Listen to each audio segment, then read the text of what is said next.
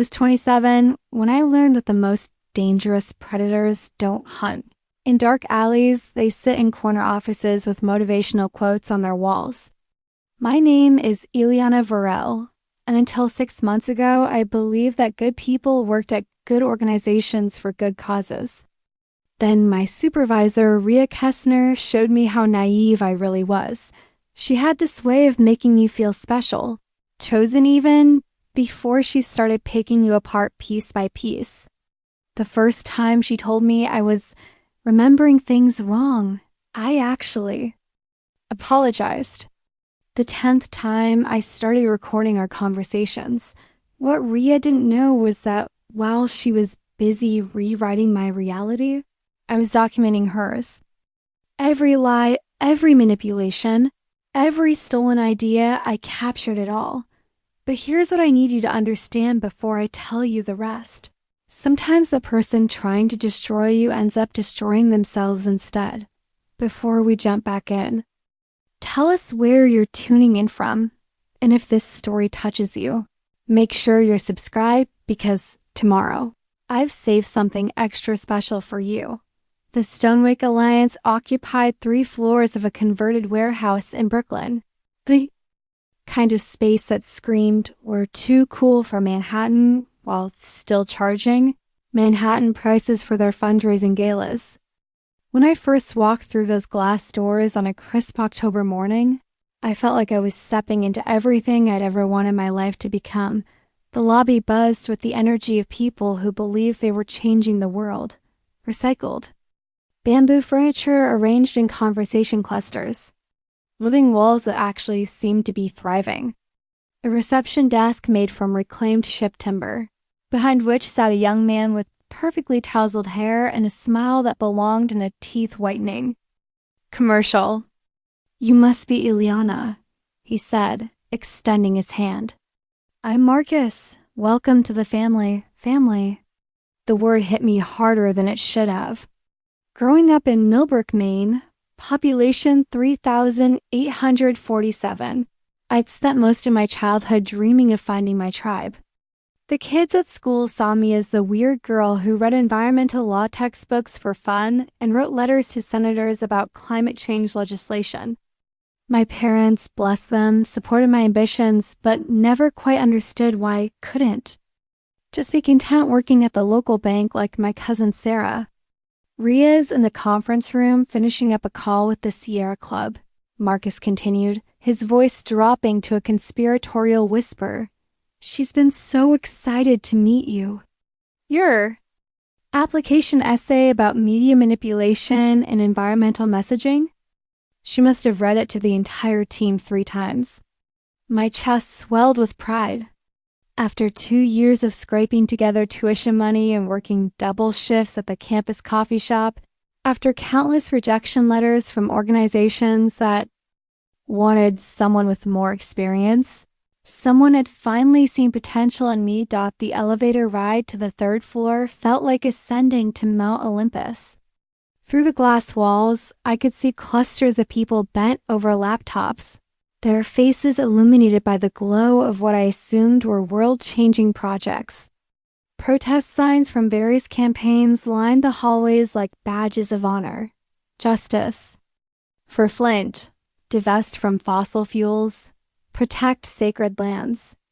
"Communications is right through here," Marcus said, leading me past a break room where someone had posted a sign reading "Fair Trade Coffee Only. This means you, Derek." The normalcy of it all made me smile. These were my people now, idealistic, passionate, willing to passive-aggressively shame their coworkers over ethical coffee choices. The communications department occupied a corner of the building with floor-to-ceiling windows that offered a stunning view of the Manhattan skyline.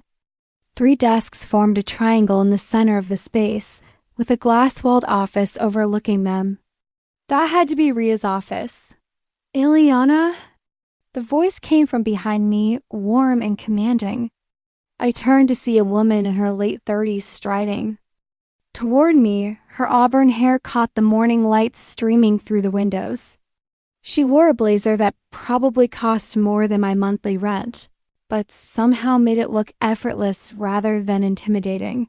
This was Rhea Kestner, director of communications, the woman whose TED Talk on authentic advocacy in the digital age had inspired me to apply to Stonewake in the first place. Seeing her in person felt surreal, like meeting a celebrity who'd somehow become accessible. "I can't tell you how thrilled we are to have you join us," she said, pulling me into a brief but genuine feeling hug. Her perfume was subtle but expensive, something with notes of bergamot and confidence. "Your writing samples were absolutely brilliant. That piece you did on greenwashing in corporate social media? I've already shared it with our board of directors." My face flushed with pleasure. In Maine, my environmental journalism had been met with polite interest at best, eye rolls at worst. Here, someone was not only reading my work but elevating it. To decision makers. "Let me introduce you to the team," Rhea continued, gesturing toward the other two desks. "Desi handles all our data visualization and social media analytics. She's basically a wizard with numbers." A petite woman with intricate braids looked up from her computer and waved. Her desk was organized with the precision of someone who found chaos personally offensive. "And Theo manages our donor communications and event coordination." A man with perfectly styled black hair and an outfit that somehow made business casual look like high fashion glanced up from what appeared to be a very intense phone conversation. "No, Margaret, we cannot put the petroleum executives at the same table as the indigenous rights activists. I don't care how much they donated. It's called reading the room." He held up one finger apologetically, then mouthed, "Welcome," with an eye roll that somehow managed to be both exasperated and amused. "Your desk is right here," Rhea said, leading me to the remaining workstation. It sat directly in her line of sight from her office, which I interpreted as a sign of trust rather than surveillance. The desk was clean except for a small potted succulent and a welcome card signed by what appeared to be the entire staff. "I thought we'd start you off with some of our ongoing campaigns," Rhea said, settling into the chair next to mine with the fluid grace of someone accustomed to commanding attention. "We're launching a major push against the Meridian Pipeline project next month. 1,500 miles of crude oil pipeline cutting through some of the most sensitive ecosystems in the Pacific Northwest." She pulled up a presentation on her laptop, and I found myself leaning in despite myself. The slides were professionally designed, with stark photographs of pristine wilderness juxtaposed against satellite images, showing environmental destruction from similar projects. "The challenge," Rhea continued, "is that Meridian Corporation has one of the most sophisticated PR machines in the energy sector. They've been flooding social media with messages about job creation and energy independence while completely ignoring the environmental and social justice implications." This was exactly why I'd gotten into environmental communications. The David versus Goliath aspect of it, the chance to amplify voices that usually got drowned out by corporate messaging budgets that dwarfed most countries. "GDP, your job," Rhea said, turning to look at me directly, "will be to help us craft counter-narratives that break through the noise. We need someone who understands how to make complex environmental policy accessible to the general public without dumbing it down." "I'd love to dive into the research on pipeline impacts," I said, trying to match her professional tone while my mind was already racing with possibilities. "And I'd like to connect with some of the affected communities directly, if that's possible. Authentic storytelling requires authentic voices." Something flickered across Rhea's face, approval maybe or recognition. Exactly what I was hoping you'd say. "You're going to fit in perfectly here, Ileana." The rest of that first day passed in a blur of orientation materials, introductions to colleagues, and an overwhelming sense that I'd finally found where I belonged. Desi walked me through the organization's social media presence and explained their approach to data-driven advocacy.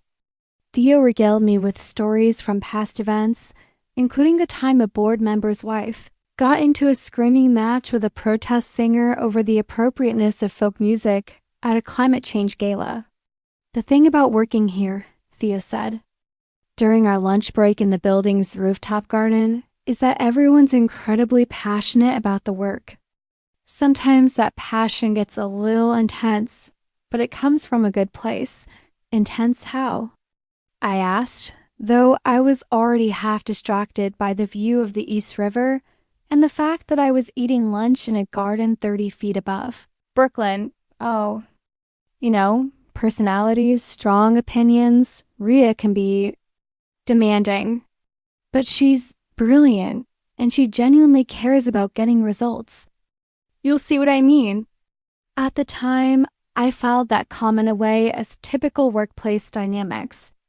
Every office had its quirks, its difficult personalities, its unspoken hierarchies. I was too caught up in the excitement of finally being somewhere. That mattered to pay attention to the subtle warning in Theo's tone. As the afternoon wore on, Rhea pulled me into her office for what she called a vision alignment conversation. Her office was exactly what I'd expected. Bookshelves lined with environmental policy texts and social justice manifestos. A wall covered with framed photos of her meeting various environmental celebrities and political figures, and a desk that somehow managed to look both incredibly busy and perfectly organized. "I want to be completely transparent with you about my expectations," she said, settling behind her desk with a cup of tea that smelled like something exotic and expensive. "This work isn't for everyone. It requires absolute dedication, the ability to think strategically, and the resilience to handle criticism from both our opponents and sometimes our allies." I nodded eagerly, ready to prove that I possessed all of those qualities in abundance. "I also want you to know that I believe in nurturing talent," she continued. "Your background, your perspective, your writing ability, you have tremendous potential. But potential means nothing without the right guidance and the willingness to be challenged." "I'm ready to be challenged," I said, meaning every word. "Good." Rhea smiled, but there was something in her expression I couldn't quite read. Looking back now, I recognize it as the look a chess player gets when they just identified their opponent's weakness. Then we're going to do great things together. As I packed up my things that evening, I felt like I was walking on air. The commute back to my tiny studio apartment in Queens seemed shorter, the subway less crowded, the future brighter than it had ever been. I called my parents from the platform, unable to contain my excitement. "It's everything I hoped it would be." "Mom," I said, shouting slightly to be heard over an approaching train. "The work is important, the people are incredible, and my supervisor thinks I have real potential." "That's wonderful, honey," my mother said, and I could hear the smile in her voice. "Just remember to pace yourself. New jobs can be overwhelming."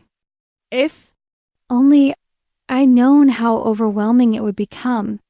If only I paid more attention to the way Rhea's smile never quite reached her eyes, or how Desi had looked uncomfortable when Rhea mentioned challenging me, or how Theo's warning about intensity had carried an undertone of something darker than mere workplace stress. But that night, riding the Q train home with my Stone Lake tote bag and my head full of plans to save the world, I was blissfully unaware that I just walked into the most sophisticated psychological manipulation I'd ever encounter. The welcome email from Rhea was waiting for me when I got home, sent from her personal account at 11:47 p.m. "Ileana, welcome to the team. I know we're going to accomplish incredible things together. Looking forward to seeing what that brilliant mind of yours can do." I read it 3 times before forwarding it to my college roommate with the subject line, "I think I'm going to love this job." That email would later become Exhibit A in my collection of evidence, though I didn't know it at the time. All I knew was that someone believed in me, someone saw my potential, someone was going to help me become the advocate I always dreamed of being. The irony is almost beautiful in its cruelty. The very thing that drew me to Rhea, her parent. Belief in my abilities would become the weapon. She used to destroy my confidence in those same abilities, but I'm getting ahead of myself. That first night, I went to sleep feeling like the luckiest person in New York City. Tomorrow, I would start changing the world. I had no idea the world was about to change me instead. The first crack in my perfect new reality appeared 3 weeks later. On a Thursday morning that started like any other, I've been working on a presentation about the Meridian Pipeline project, pulling together research that would make the case for why the environmental risks outweighed the economic benefits. For 2 weeks, I'd been diving deep into impact studies, consulting with environmental lawyers, and crafting what I genuinely believed was some of the best work I'd ever produced. The presentation was scheduled for 10 a.m. with the board of directors, and I'd been looking forward to it with the kind of nervous excitement usually reserved for first dates or job interviews. This was my chance to prove that hiring me had been the right decision, to show Rhea and the entire organization what I could contribute to their mission. I arrived at the office early that morning, my laptop bag heavy with backup materials and my coffee cup filled with what Theo called liquid confidence, a double shot of espresso with a prayer for good luck. The October air had turned crisp overnight, carrying the promise of winter, and the morning light streaming through our floor-to-ceiling windows made everything look like it belonged in an architectural magazine. Big day today, Desi said as I settled at my desk. She was already deep into what appeared to be a complex spreadsheet, her fingers flying across the keyboard with the precision of a concert pianist. Rhea's been talking about your pipeline presentation all week. She seems really excited. I hope it lives up to the hype, I said, opening my laptop and pulling up the slide deck one final time. 43 slides of carefully researched arguments, compelling visuals, and strategic recommendations. I'd even included a section on potential community partnerships and a timeline for implementation that accounted for the complex political realities of environmental advocacy. At 9:45 a.m., I made my way to the conference room with my materials in hand and my heart beating slightly faster than usual. The board meetings were held in what everyone called the fishbowl, a glass-walled conference room that offered no privacy but maximum transparency, a physical manifestation of the organization's commitment to open governance. I expected to find Rhea setting up her own materials, maybe reviewing the agenda one final time. Instead, I found her standing at the head of the conference table, my presentation already loaded on the screen behind her, not a version of my presentation. My actual presentation, complete with my name in the corner of each slide and my research citations and the footnotes. "Oh, good, you're here," Rhea said without turning around. She was scrolling through the slides with casual familiarity, as if she created them herself. I was just doing a final review before the board arrives. I thought I was presenting. "Today," I said, setting my laptop bag down with hands that had suddenly become unsteady. "Change of plans," Rhea replied, finally turning to face me with a smile that didn't reach her eyes. I realized this morning that it would be better coming from me. Board dynamics, you understand. They need to see leadership taking ownership of major initiatives. I felt like someone had just punched me in the stomach. For 3 weeks, I'd been preparing for this moment, crafting every slide with care, rehearsing my talking points until I could deliver them in my sleep. And now I was being told that not only would I not be presenting, but Rhea would be delivering my work as if it were her own. "But this is my research," I said, trying to keep my voice level. "My analysis." My recommendations. Our research, Ria corrected, her tone still friendly but with an edge that hadn't been there before. You seem to be forgetting that you work for me, Ileana. Everything you produce here is a collaborative effort. I provided the direction, the context, the strategic framework. You handled the execution. The words hit me like a series of small slaps. Collaborative effort. Strategic framework. Execution. Each phrase designed to minimize my contribution while elevating hers. I understand that, I said, though understanding and accepting were two very different things. But I thought, when we discussed this project, you said it would be a great opportunity for me to present to the board, to show them what I can do. And you have shown them what you can do, Ria said, gesturing toward the screen. This presentation is excellent work, Ileana. You should be proud of your contribution to it. Contribution, not creation, not authorship. Contribution. The board members began filing into the conference room at that moment, cutting off any further discussion. I watched in surreal silence as Ria welcomed them, distributed printed copies of the presentation, printed copies that still bore my name in the footer, though I suspected that would be edited out of the final version and launched into what had been my opening remarks. Good morning, everyone. Today, I want to share some exciting developments in our Meridian Pipeline campaign strategy. She delivered my words with the confidence of someone who had crafted every sentence, cited my research as if she had conducted every interview, presented my recommendations as if she had developed every strategy. And she did it well, better than I probably would have, if I'm being honest. Ria had a commanding presence that filled the room, a way of making even the most complex policy arguments sound both urgent and achievable. But they were my arguments. My words. My work. I sat in the back of the room, ostensibly there to answer any technical questions that might arise, watching my professional debut become someone else's performance.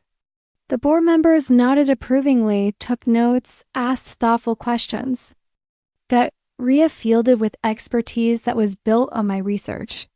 This is exactly the kind of strategic thinking we need, said Dr. Patricia Holbrook, the board chair. Ria, this campaign framework is brilliant.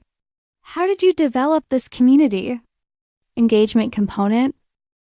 I held my breath, waiting for Ria to acknowledge that the community engagement section had been my idea, born from my conversations with activists in Oregon and Washington, who had shared their experiences with similar pipeline projects. It came from extensive research into successful resistance campaigns. Ria said smoothly, the key insight is that environmental advocacy can't just be about the science. It has to be about the human stories behind the data. My words, almost verbatim. From the notes I'd submitted with my first draft, the presentation concluded to enthusiastic applause. Board members approached Ria afterward to congratulate her on the thoroughness of her research and the sophistication of her strategic thinking.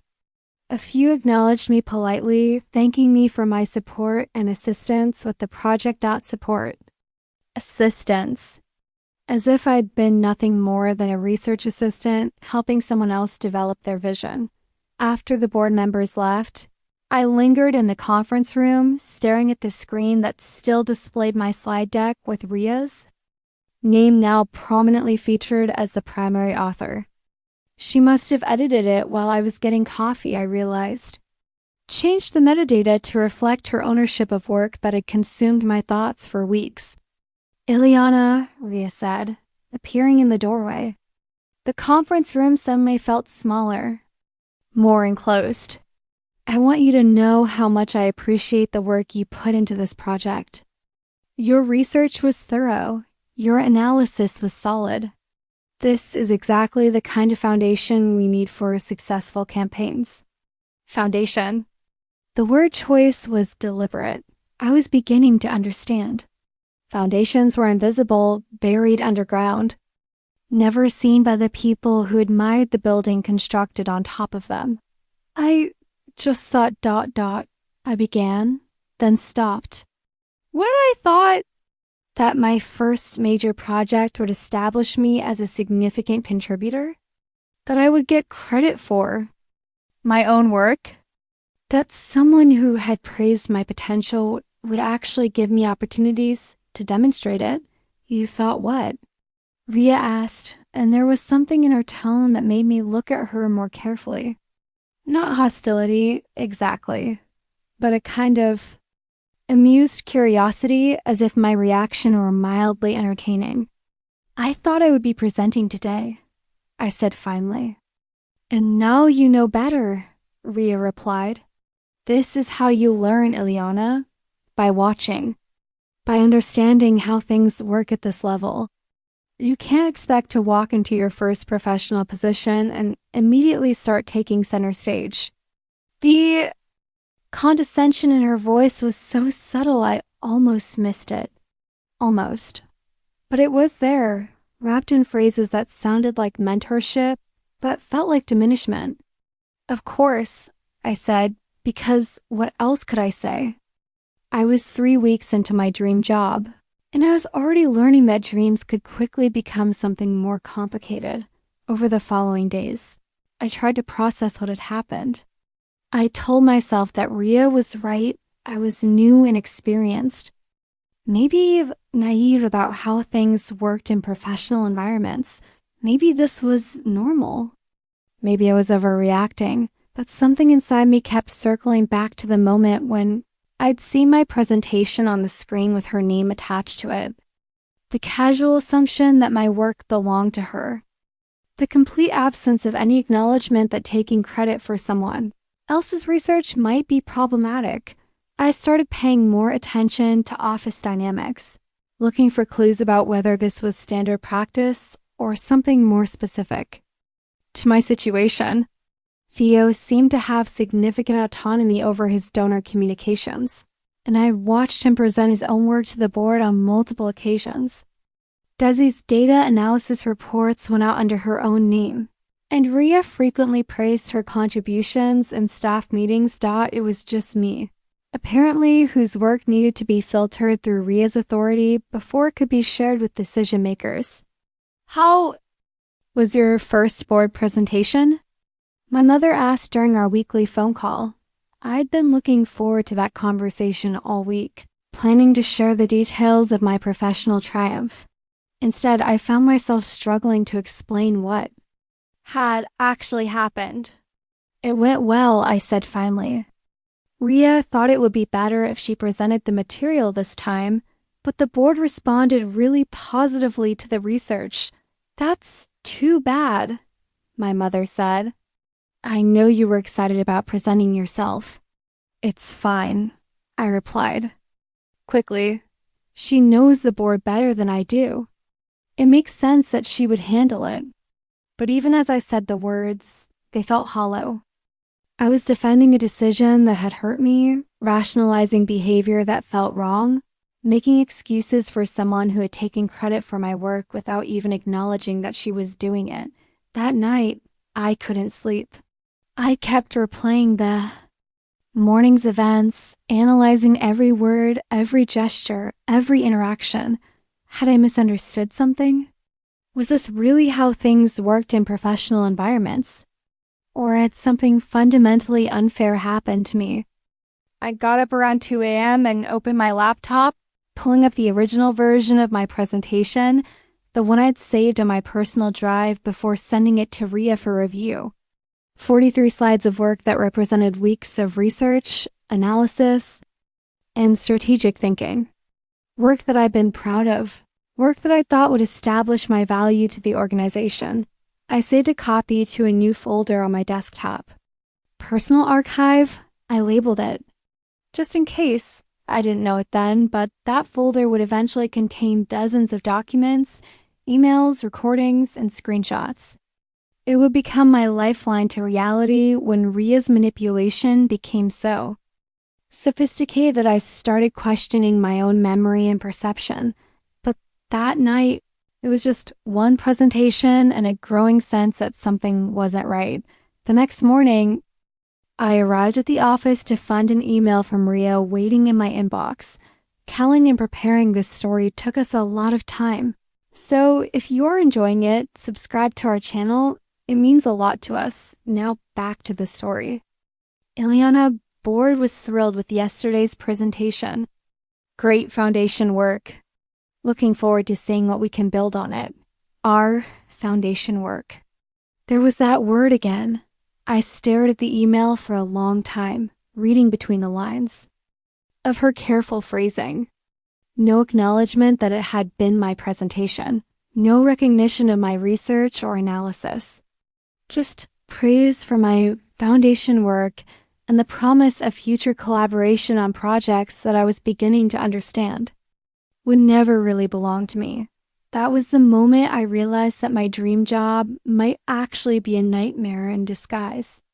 The moment I started to understand that the person I thought was my mentor might actually be my predator. And that was the moment. I started documenting everything. The yellow legal pad appeared on my nightstand 3 days after the board presentation. Incident positioned next to my water glass like a talisman against forgetting. I bought it during my lunch break, along with a pack of blue pens and a growing sense that I needed to start keeping better records of my interactions with Ria, not because I was planning anything dramatic, just because I was starting to notice patterns that made me uncomfortable, and writing things down had always helped me think more clearly. November 3rd, board presentation, what happened? Ria presented my research as her own work. Didn't mention my contribution during the presentation or in follow-up discussions. How it felt. Invisible. Like my work doesn't belong to me. What she said, this is how you learn, Ileana. By watching. The handwriting looked strange on the page. Too formal somehow, as if I were documenting evidence rather than processing workplace dynamics. But there was something clarifying about seeing the facts laid out in black ink, stripped of the emotional confusion that had been clouding my judgment. Started small. Date, time, basic facts. Nothing that felt like accusations or conspiracy theories. Just objective observations about interactions that left me feeling off balance. November 5th. Morning check-in. Ria asked about my weekend plans. When I mentioned visiting my college roommate in Manhattan, she said, that sounds nice, though I hope you're not planning to make a habit of weekend trips. This work requires full commitment. Note, other staff members regularly mention weekend travel. Theo went to his sister's wedding in Chicago last month. November 8th, email about press release. Sent draft press release about pipeline campaign. At 3 p.m., Ria responded at 3:47 p.m. saying it was competent but lacks vision. Asked me to revise with more strategic thinking. Note, no specific feedback about what was lacking or how to improve it. Each entry felt simultaneously trivial and significant. Individually, these incidents could be explained away as normal. Workplace friction. The kind of personality conflicts that arise whenever people work closely together. But collectively, they were starting to form a picture that made me deeply uncomfortable. The pattern became clearer as the weeks progressed. Ria would give me assignments with vague parameters, then critique my work for not meeting unstated expectations. She would praise my abilities to other staff members, then undermine my confidence in private conversations. She would position herself as my mentor and advocate while systematically excluding me from opportunities to demonstrate my capabilities. November 12th, staff meeting. Ria introduced me to visiting donor as our brilliant young researcher. Donor asked about my background and seemed impressed. After he left, Ria said, "You did well, but try not to oversell yourself. Confidence is good, but humility is more important at your level." Note, I had mentioned my degree and previous writing experience and asked direct questions. This felt like normal professional conversation. The legal pad filled up faster than I expected. What had started as a way to process confusing interactions had become a detailed record of what I was beginning to recognize as systematic manipulation. Desi was the first person to notice my growing unease, though she approached the subject with the careful indirection of someone who understood office politics better than I did. "How are you settling in?" she asked one afternoon when Ria was out at a donor meeting. We were alone in the communications area, and Desi had abandoned her usual laser focus on spreadsheets to study my face with obvious concern. "It's been an adjustment," I said carefully. "Ria has high standards." "She does," Desi agreed, but something in her tone suggested there was more she wanted to say. "Have you been getting clear feedback on your work? Specific guidance about what she's looking for?" The question felt loaded, as if Desi were probing for something specific. "Sometimes the feedback is ... general," I said. "More about overall approach than specific changes." Desi nodded slowly, then glanced toward Ria's office as if checking to make sure we were still alone. "If you ever want to grab coffee and talk through any challenges you're having, I'm here." Sometimes it helps to get an outside perspective on workplace dynamics. It was the most diplomatic offer of support I'd ever received, carefully phrased to avoid any direct criticism of our supervisor while making it clear that Desi recognized I might need assistance navigating the situation. "Thank you," I said. "I might take you up on that." But even as I said it, I felt reluctant to involve Desi in whatever was happening between Ria and me. Part of it was professional caution. Criticizing your supervisor to a colleague was rarely a smart career move. But part of it was something deeper, a growing sense that I might be losing my ability to judge situations accurately. Ria had a way of making her criticisms sound so reasonable, her expectations so obviously appropriate, that questioning them felt like questioning my own competence. When she described my work as a good start or suggested that I think more strategically, the implicit message was clear. The problem wasn't with her leadership or her communication style. The problem was with my performance, my understanding, my ability to meet professional standards. November 18th. Project assignment: Ria asked me to research community opposition to the Meridian pipeline. Spent 2 days on comprehensive report. She glanced at it for maybe 3 minutes, then said, "This isn't really what I was looking for. I need more focus on political strategy, less academic analysis." Note: original request was for research on community opposition. No mention of political strategy focus. The most insidious part of Ria's approach was how she'd positioned herself as someone who wanted me to succeed. She would begin critical conversations with phrases like, "I'm telling you this because I care about your development," or "I want to see you reach your potential here." The criticism that followed felt like tough love rather than workplace bullying, constructive feedback rather than systematic, undermining. It was brilliant, really. By framing her manipulation as mentorship, she made it almost impossible for me to object without seeming ungrateful or unprofessional. Who complains about a supervisor who cares too much about their growth? Who criticizes someone who's invested in their success? November 22nd, lunch conversation. Ria suggested we grab lunch to check in on how things are going. Spent most of the meal talking about my background, family, college experience. She seemed particularly interested in my relationship with my parents and whether I'd ever struggled with self-confidence issues. Note: felt more like therapy session than professional discussion. The lunch conversation marked a turning point in our relationship, though I didn't recognize it at the time. Ria had started probing into my personal history, looking for vulnerabilities she could exploit.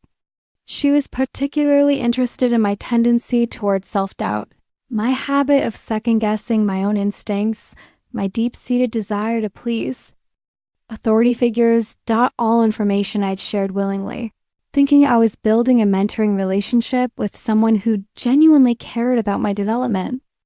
"You strike me as someone who's always been hard on herself," Ria had said over her quinoa salad. That can be a strength in some contexts, but it can also hold you back. Sometimes you need to trust your instincts more. It was exactly what I wanted to hear, validation that my self-doubt was the real problem, not any external circumstances that might be contributing to my uncertainty. Ria was giving me permission to blame myself for the confusion and frustration I'd been experiencing, while positioning herself as the wise mentor who could help me overcome my personal limitations. November 25th. Email exchange sent, draft social media strategy for pipeline campaign. Ria responded, "I'm concerned about the tone here, Ileana." It reads as quite aggressive. "Remember, our brand is about thoughtful advocacy, not angry activism. Please revise with more measured language."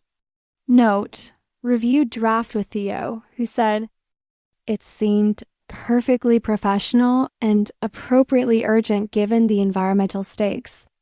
That conversation with Theo was my first real indication that my perception of my own work might be more accurate than Ria's feedback suggested. When I'd shown him the social media strategy, ostensibly, to get his input on the donor outreach components, he'd read through it carefully and pronounced it exactly the kind of strategic thinking we need. "This is really good work, Ileana," he'd said, looking up from his computer screen with obvious approval. "Clear objectives, smart messaging, realistic timeline. Ria's going to love this." Except Ria hadn't loved it. She'd found it aggressive and poorly aligned with the organization's brand, despite the fact that I'd modeled it on successful campaigns from similar organizations and kept the tone consistent with Stonewake's previous social media content. November 28th staff meeting. During discussion of holiday schedule, Ria mentioned that some staff members might want to use the slow period to reflect on their professional development goals. She looked directly at me while saying this. Note, everyone else on the team seemed confused by this comment. Theo rolled his eyes. The holiday comment was when I started to understand that Ria's manipulation had moved beyond critiquing my work into something more personal and more public. She was beginning to signal to other staff members that I might be having performance issues, laying groundwork for a narrative that would make her eventual criticism seem justified and my potential objections seem defensive. It was also when I realized that I needed to be more systematic about documenting our interactions. The legal pad was helpful for processing my own feelings, but it wasn't enough to establish a clear record of what was actually happening versus what Ria might later claim had happened. I started a new document on my personal laptop that evening, something more formal than my handwritten notes. Work journal, I titled it, though it felt more like evidence collection than reflection. Date, November 28th meeting, all staff meeting. Attendees, full communications team plus visiting board member incident. During discussion of holiday coverage, RK made comment about some staff members needing to use downtime for professional development reflection. Made direct eye contact with me during comment. Other team members appeared confused by relevance to holiday scheduling discussion. Follow-up. Two approached me after meeting to ask if I knew what RK was referring to.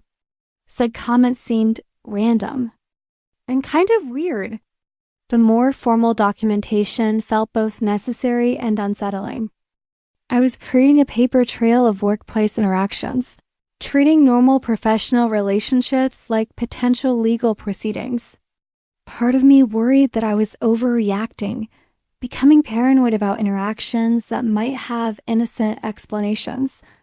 But another part of me, the part that had been systematically undermined for weeks, knew that I needed to trust my instincts and protect myself.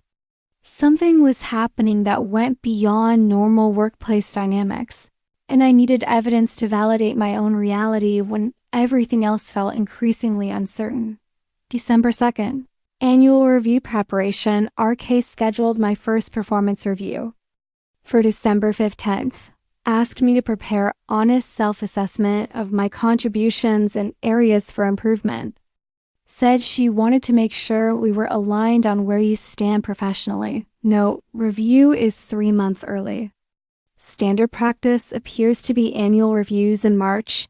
The early performance review felt ominous, though I couldn't articulate exactly why. When I'd asked Desi about the timing, she'd looked surprised and mentioned that her first review hadn't happened until she'd been with the organization for a full year. Maybe she wants to make sure you're settling in well, Daisy had suggested, but her tone suggested she found the timing as unusual as I did. I spent the weekend working on my self-assessment, trying to strike the right balance between confidence and humility, between acknowledging areas for growth and demonstrating my value to the organization. It felt like writing my own performance. Review while walking through a minefield, every word choice potentially explosive, every claim to achievement potentially seen as arrogance. The legal pad had grown to include not just workplace incidents, but also my own evolving emotional responses to them. The confusion was giving way to a clear understanding that something systematic was happening, but that clarity came with its own challenges. If I was right about Ria's behavior, then I needed to decide what to do about it. If I was wrong, then I was creating unnecessary conflict with someone who was trying to help me succeed. December 3rd, weekend reflection, reviewed notes from past month. Pattern seems clear. Vague assignments followed by criticism for not meeting unstated expectations. Public praise paired with private undermining. Attempts to isolate me from other team members and create narrative of performance problems. Question: am I overthinking this? Or am I finally seeing clearly? That question would haunt me for weeks to come. In a situation where someone is systematically manipulating your reality, the hardest part isn't recognizing that something is wrong. It's trusting your own perception when everything around you suggests that you might be the problem, but the legal pad was becoming my anchor to truth, a record of facts that existed independent of Ria's interpretation of them. Whatever was happening between us, at least I would have evidence of what had actually been said and done. I had no idea how crucial that evidence would become. December arrived with the kind of brutal honesty that only New York winters can deliver cold. That cut through every layer of clothing and optimism you thought you possessed. I'd been at Stonewake for 2 months, and the excitement of my dream job had been replaced by something more complicated. A daily dance of hypervigilance and self-doubt that left me exhausted before I even reached the office. The performance review was scheduled for a Wednesday morning, and I'd spent the previous week crafting my self-assessment with the precision of someone defusing a bomb. Every sentence had been analyzed for potential misinterpretation, every claim to achievement carefully qualified with appropriate humility. I arrived early that morning, hoping to catch a few minutes of calm before facing whatever Ria had planned for me. The office was still mostly empty, just Marcus at the reception desk and the distant sound of someone making coffee in the break room. I settled at my desk and opened my laptop, trying to project an air of productivity while internally rehearsing responses to criticisms I could feel coming.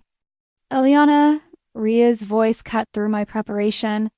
She stood in the doorway of her office, perfectly put together despite the early hour, holding what appeared to be a substantial folder. "Ready for our conversation?" The phrasing struck me as odd, not review or meeting, but conversation, as if what was about to happen was a casual chat between colleagues rather than a formal evaluation of my professional performance. Her office felt smaller that morning, the walls lined with her achievements pressing in from all sides. She gestured for me to sit in the chair across from her desk, the same position I'd occupied during my interview, but with entirely different emotional undertones. I want to start by saying how much I appreciate your willingness to receive feedback. Ria began, opening the folder and spreading its contents across her desk. I caught glimpses of printouts, emails, documents, what looked like notes written in her precise handwriting. Growth requires honest self-reflection, and I can see you're committed to that process. The compliment felt like a setup, the kind of positive opening that makes the subsequent criticism hit harder by contrast. I had learned to recognize these patterns in Ria's communication, style, the sugar that made the medicine go down more easily. I've been thinking a lot about your development trajectory, she continued, and I want to make sure we're addressing some concerning patterns I've observed. Concerning patterns.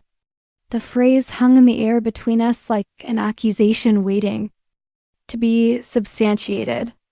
I'm not sure what patterns you mean, I said carefully, though my heart rate was already accelerating. The legal pad at home was filled with concerning patterns, but they were patterns in her behavior, not mine.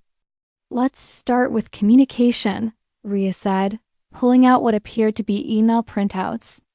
I've noticed a tendency toward defensive responses when receiving feedback. For example, when I suggested revisions to your pipeline press release, your follow-up email included several justifications for your original approach rather than simply implementing the requested changes. She slid the printed email across the desk toward me.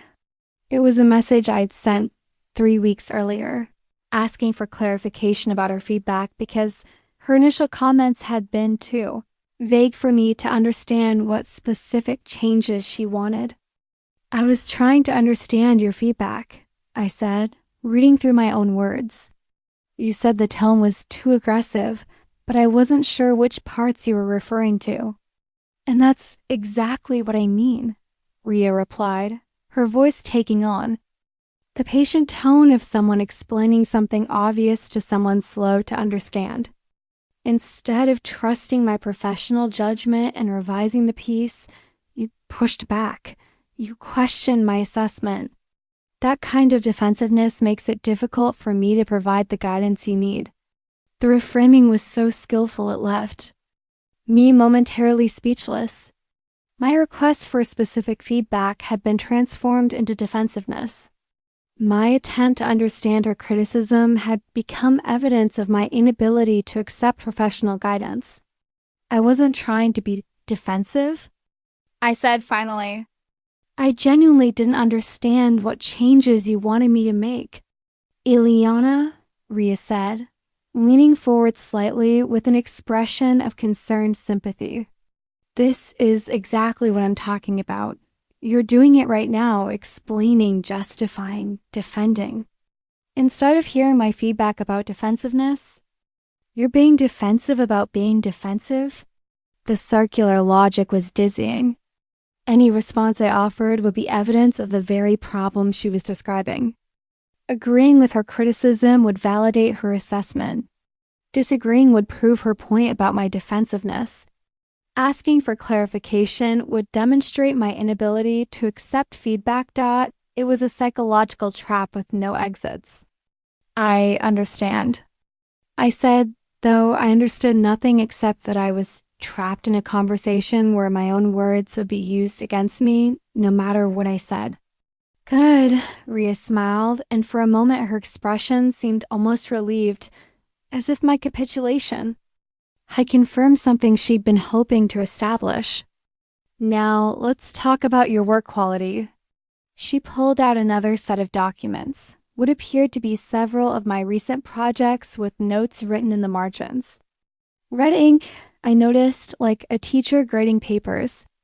Your research skills are solid, she began, but I'm concerned about your strategic thinking.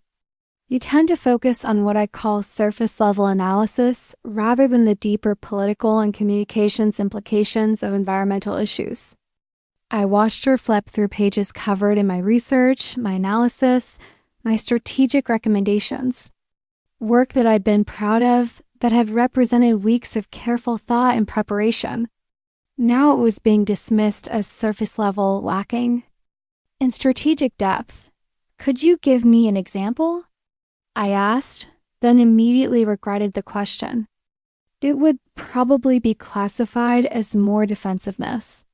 The Meridian Pipeline campaign strategy, Ria said without hesitation. Your focus was almost entirely on environmental impact data and community concerns. But you missed the bigger picture, the political dynamics, the media narrative opportunities. The way this campaign could be positioned within our broader organizational mission. I stared at her in disbelief. The pipeline strategy had included detailed sections on political analysis, media opportunities, and organizational positioning. I'd spent days researching the political landscape, identifying key decision makers, and developing targeted messaging strategies. I included political analysis in that report, I said slowly. 3 pages on legislative dynamics and regulatory pressure points. Did you? Ria asked, her tone suggesting genuine surprise. She flipped through the pages on our desk, then looked up with a slight frown. I don't see that level of political sophistication in what you submitted to me. The gaslighting was so blatant it took my breath away. She was sitting across from me with my own work spread across her desk, denying the existence of analysis that was clearly visible in the document she was holding. It's on pages 7 through 9, I said, pointing toward the stack of papers. The section titled Political Landscape and Advocacy Opportunities. Ria glanced down at the papers, then back at me with an expression of patient concern. Ilyana, I think you might be remembering a draft version or confusing this with another project. The document you submitted doesn't include that level of political analysis. I felt like I was losing my mind. Either I was completely delusional about the content of my own work, or Ria was deliberately lying about documents that were sitting right in front of her. Could I see the version you're referring to? I asked. Of course, Ria said, pulling out what appeared to be my pipeline strategy report. She handed it across the desk, and I began flipping through pages with growing panic. The political analysis section was gone. Pages 7 through 9 contained different content, entirely basic background. Information about the pipeline project that had been moved from earlier in the document. The sophisticated political analysis I'd spent days developing had been replaced with elementary research that made my work look amateurish and incomplete. I don't understand, I said, staring at the document. This isn't the version I submitted to you. Ilyana, Ria's voice had taken on a tone of gentle concern, as if she were speaking to someone who was having a psychological episode. This is exactly what you sent me. Are you feeling all right? You seem confused about your own work. The suggestion that I was confused, possibly unwell, was the final manipulation in a sequence that had left me completely disoriented. I was holding a document that I knew I hadn't written, being told it was my work, while someone who had access to my files and the ability to edit them expressed concern about my mental state. I'm fine, I said, though I wasn't sure that was true. I must be misremembering. It happens, Ria said with understanding sympathy. Stress can affect memory and perception. Maybe you're putting too much pressure on yourself. Sometimes when we want to impress people, we remember our work as being more sophisticated than it actually was. Another explanation that made me the problem. My memory was faulty. My perception was distorted. My desire to impress was causing me to inflate my own abilities and create false memories of work I'd never actually produced. The rest of the review passed in a blur of similar interactions. Every project I'd worked on was recontextualized as evidence of some deficiency, lack of strategic thinking, poor communication skills, difficulty accepting feedback, unrealistic self-assessment.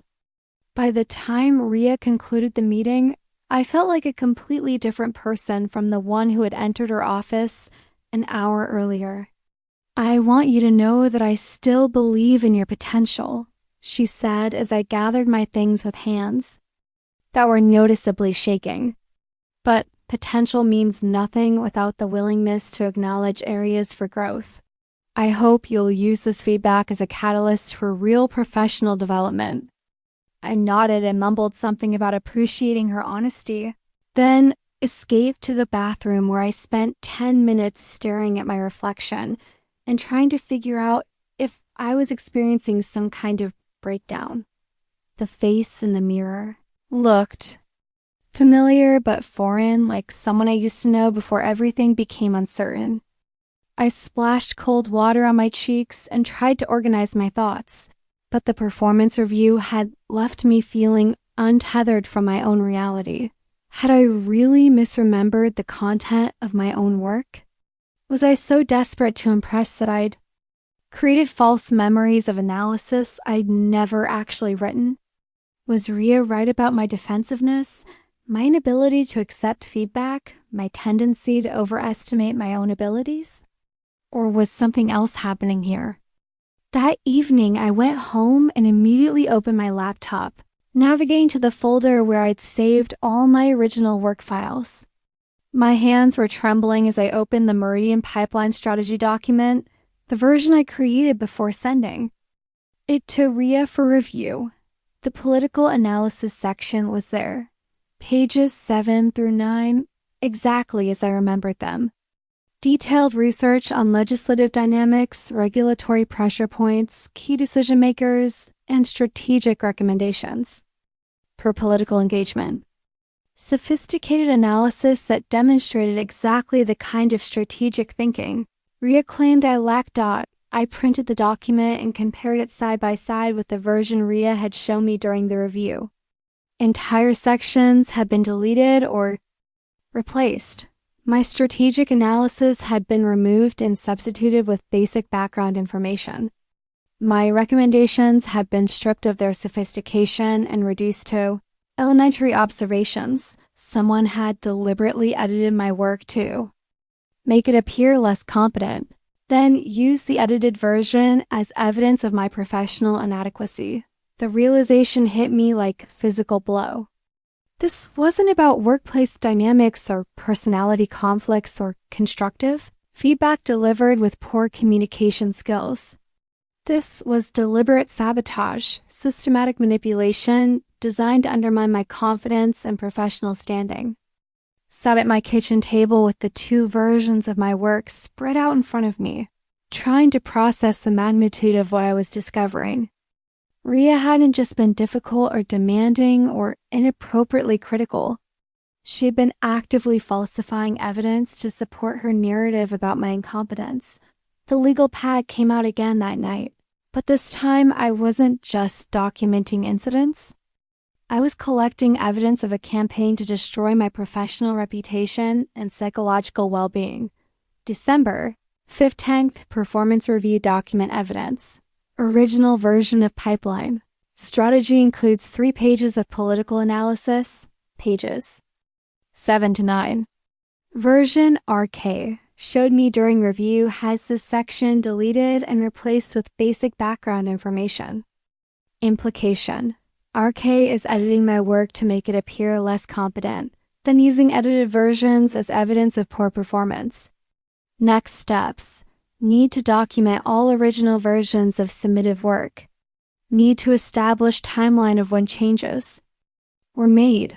For the first time since starting at Stonewake, I felt like I had solid ground beneath my feet.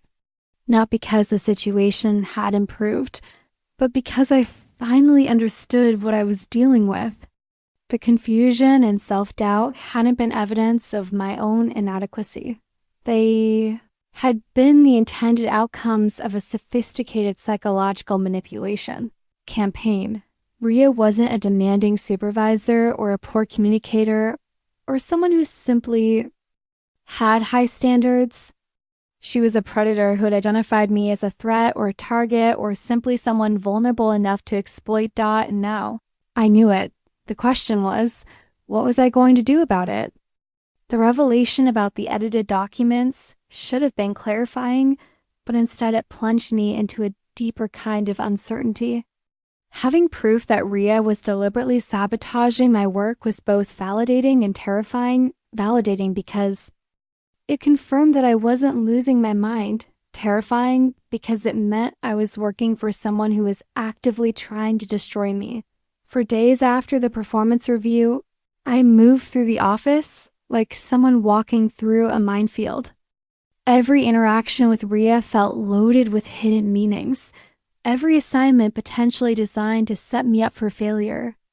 I started backing up all my work files to a personal cloud drive before submitting anything, creating an insurance policy against future document manipulation. But I felt profoundly alone with this knowledge. How do you tell your colleagues that your supervisor is systematically undermining you? How do you report someone for editing your documents when they have administrative access to the files and could easily claim you're misremembering what you submitted? The isolation was part of the strategy. I was beginning to understand. Ria had positioned herself as someone who believed in me, someone who was invested in my success, but frustrated by my lack of growth. If I accused her of sabotage, it would sound like paranoid deflection from someone who couldn't handle constructive criticism. Doubt it was Thursday afternoon in late December when everything changed. I was working on a year-end report about Stonewake's communications impact, trying to focus on writing while most of my mental energy was devoted to hypervigilance about Ria's whereabouts and mood. The office was quieter than usual. Several staff members were taking holiday time, and the general atmosphere was more relaxed than it had been in weeks. Theo appeared at my desk around 3 p.m. with a cup of coffee and the kind of expression that suggested he had something significant to discuss. "Can we talk?" he asked, glancing toward Ria's office. She was on a conference call with the door closed, visible through the glass walls but safely occupied. "Of course," I said, though my stomach immediately tensed. Conversations that began with, "Can we talk?" rarely led anywhere good. "Not here," Theo said quietly. "Coffee run?" 10 minutes later, we were walking down the block toward a small cafe that had become the unofficial off-site meeting place for Stonewake staff who needed to discuss sensitive topics. The December air was sharp enough to make conversation feel urgent, and I found myself matching Theo's quick pace without conscious decision. "I need to tell you something," he said once we were seated in a corner booth with overpriced lattes. "But I need you to promise me this conversation stays between us, at least for now." I nodded, though I had no idea what I was agreeing to keep confidential. "You're not the first," Theo said simply. "The first what?" I asked, though something in his tone suggested I already knew the answer. "The first person Ria has done this." 2. He pulled out his phone and opened what appeared to be a notes app. "There was someone before you. Nor Valenciaga. She was hired about 2 years ago as a program director. Brilliant woman with a background in environmental law and community organizing." The name sounded familiar, though I couldn't place where I'd heard it. Theo continued scrolling through his notes as if looking for specific details. "Nor lasted about 8 months, he said. Started strong, great ideas, lots of enthusiasm. But gradually she became different. More anxious, more defensive, started questioning her own work. By the end, she was barely functional. Quit during what she called a personal crisis, but what looked to the rest of us like a complete nervous breakdown. I felt like someone had just handed me a missing piece of a puzzle I'd been trying to solve for months. What happened to her?" "That's the thing," Theo said, leaning forward and lowering his voice even further. "I kept in touch with her after she left.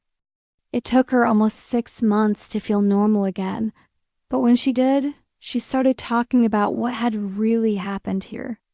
The way Ria had systematically undermined her confidence, taken credit for her work, made her question her own memory and perception. The description was so precisely aligned with my own experience that I felt momentarily dizzy. Why didn't anyone report it? Why didn't anyone investigate? Because Ria is very good at what she does, Thea replied. She documents everything carefully, always frames her behavior as supportive mentorship, always has plausible explanations for any criticism. And she chooses her targets strategically, people who are new, eager to please, likely to blame themselves.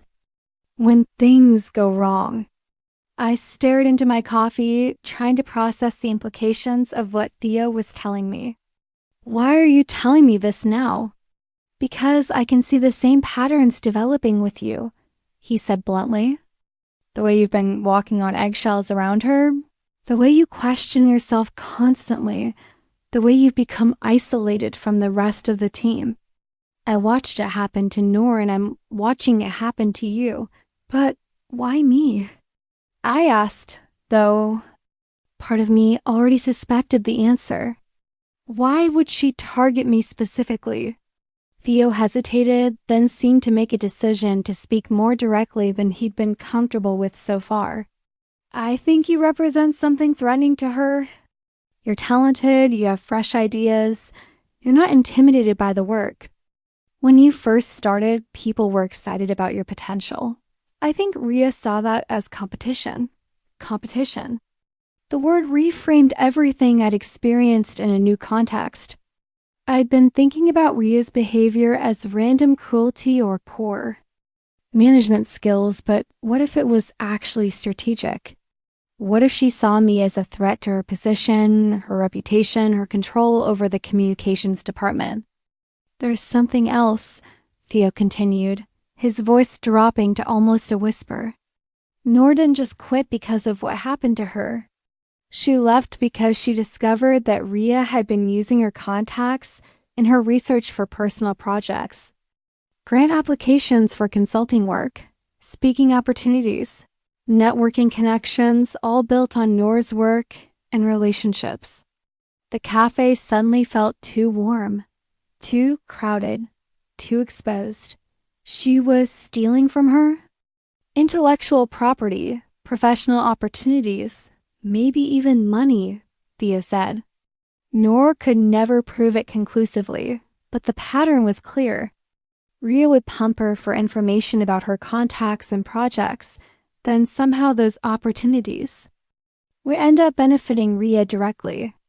I thought about my own experience, the way Ria had asked detailed questions about my background, my education, my previous work, the way she'd shown intense interest in my research methods and my analytical approaches, the way she'd taken credit for my pipeline presentation and positioned herself as the source of strategic insights that had actually come from my analysis.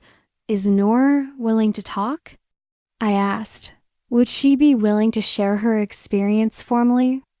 Theo pulled out his phone and scrolled through his contacts.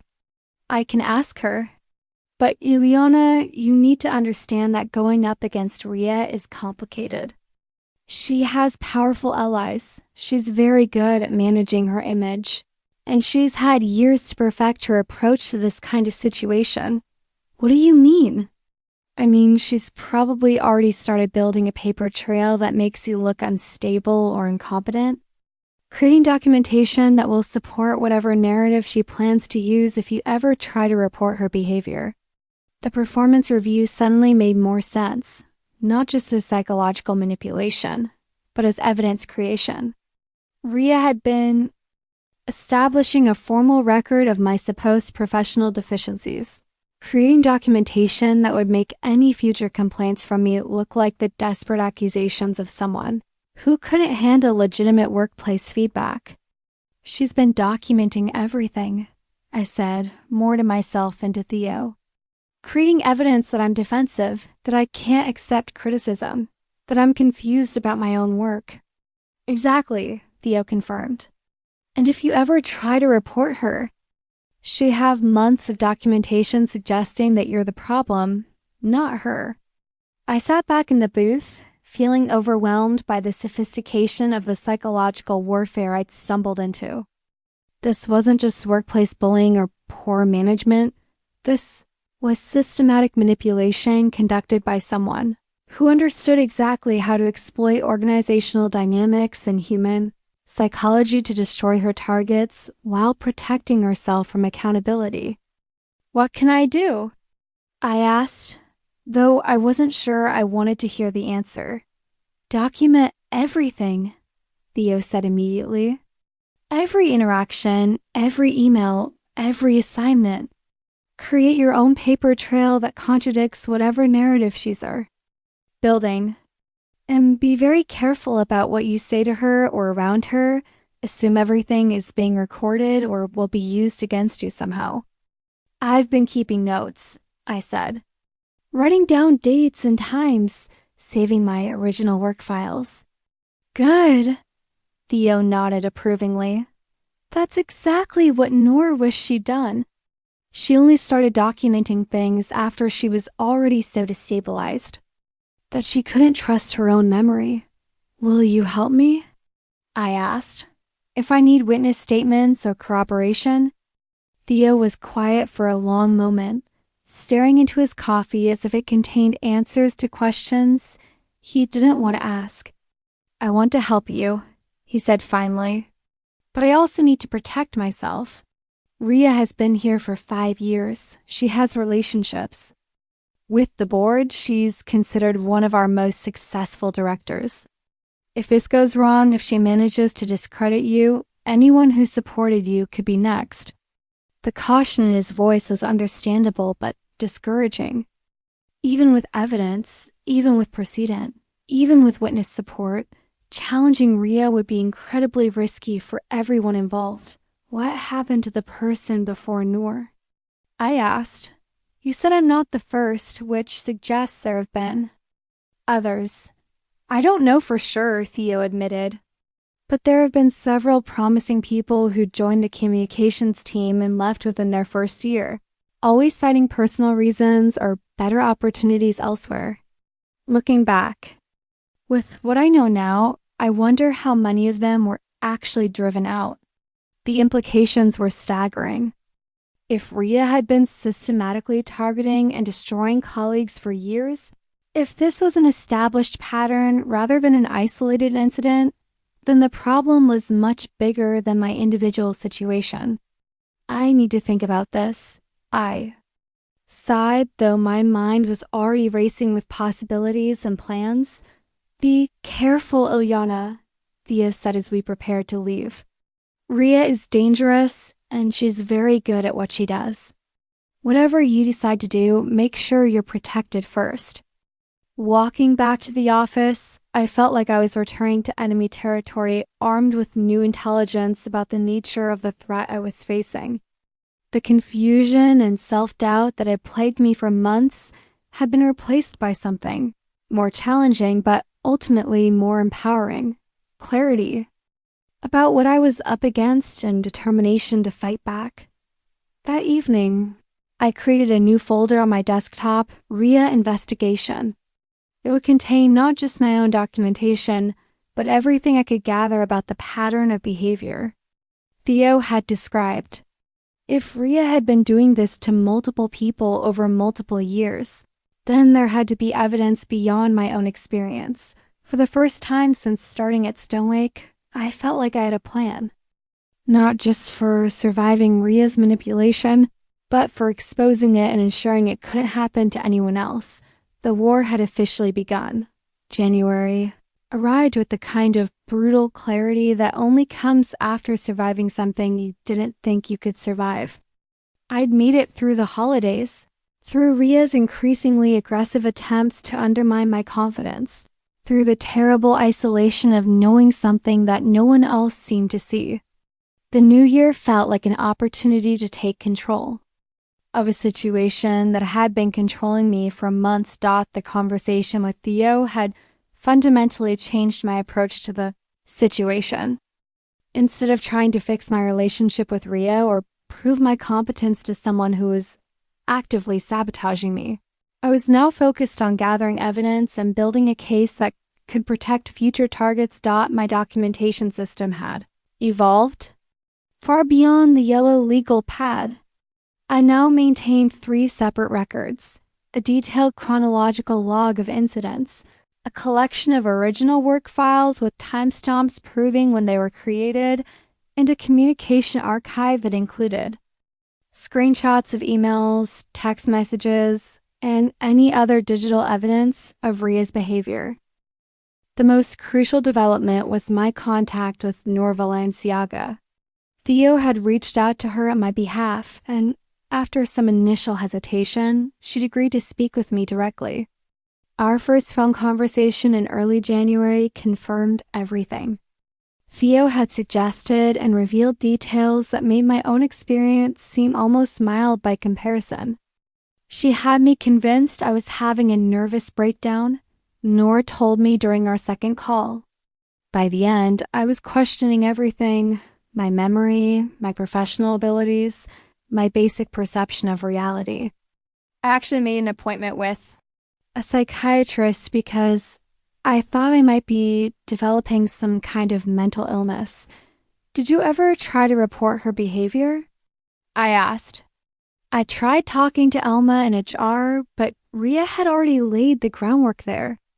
She'd been documenting my supposed performance issues, expressing concern about my emotional stability, suggesting that I might be struggling with the demands of the position. When I finally worked up the courage to describe what was happening, Alma basically suggested that I was having trouble accepting feedback and maybe wasn't a good fit for the organizational culture. The description was chillingly familiar. Ria's strategy seemed to involve not just manipulating her targets, but also manipulating the system that was supposed to protect them. By the time someone worked up the courage to report her behavior, she'd already established a narrative that made their complaints seem like evidence of personal or professional dysfunction. "What made you finally leave?" I asked. "She stole a grant proposal I'd been working on for months," Noor said, her voice tight with anger that hadn't diminished even 2 years later. "I found out when a colleague at another organization congratulated me on getting the funding. Except I hadn't gotten it. Ria had submitted my proposal under her name for a personal consulting project. Did you have proof?" I had my original drafts, my research files, email timestamps.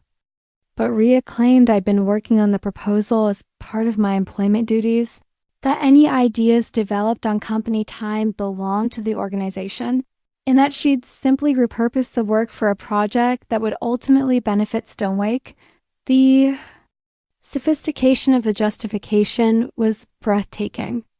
Even outright theft could be reframed as legitimate use of organizational resources by someone who understood how to manipulate administrative systems and employment law. I realized I could spend years fighting her and probably lose, Noor continued. She had more organizational power, better relationships with leadership, and a much better understanding of how to work the system. So I quit, took a job with an environmental law firm, and tried to rebuild my professional confidence from scratch. But you're willing to talk about it now? If it helps prevent this from happening to someone else, absolutely. I've been hoping for years that someone would build a case against her, but I didn't have the energy or resources to do it myself. That conversation crystallized my understanding of what needed to happen. Individual complaints against Ria had failed because she was too skilled at manipulating the narrative and the process. But multiple complaints from multiple people, supported by documented evidence and a clear pattern of behavior, might be harder to dismiss. Over the following weeks, I threw myself into research with the same intensity I'd once brought to environmental policy analysis. I learned about workplace harassment law, documentation standards for hostile work environment claims, and the protocols for filing complaints with external oversight bodies. I also started reaching out to other former Stonewake Employees using LinkedIn and mutual connections to identify people who might have worked with Ria in previous years. The process was delicate. I couldn't directly ask people if they'd been harassed or manipulated without potentially exposing myself to accusations of gossip or defamation. But patterns emerged even from casual conversations about organizational culture and management styles. A former program coordinator mentioned feeling micromanaged to the point of anxiety during her time working with Ria. A previous communications assistant described an experience of constant criticism that made me question my basic competence. A researcher who'd left after 6 months said he'd been told he had attitude problems that he'd never experienced in any other workplace. None of them used words like harassment or psychological manipulation, but their descriptions painted a picture of systematic behavior that went far beyond normal management challenges. The most significant breakthrough came in mid-January, when I was reviewing old Stonewake newsletters looking for information about staff transitions. I noticed a pattern I'd missed before. The communications department had had unusual turnover in recent years, with several people leaving within their first 12 months of employment. More importantly, I found a newsletter from 3 years earlier that mentioned a workplace climate assessment conducted by an external consulting firm.